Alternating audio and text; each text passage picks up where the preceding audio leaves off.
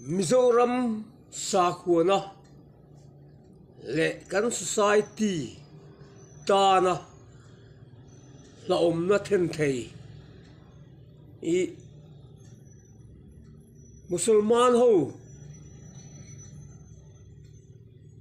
atamatam mangkheng i la mula trong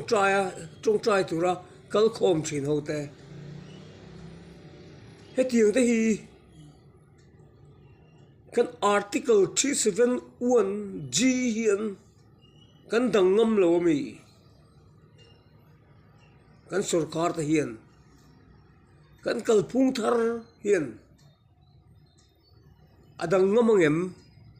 ale peka ti hi ingai ventlang mizo te hian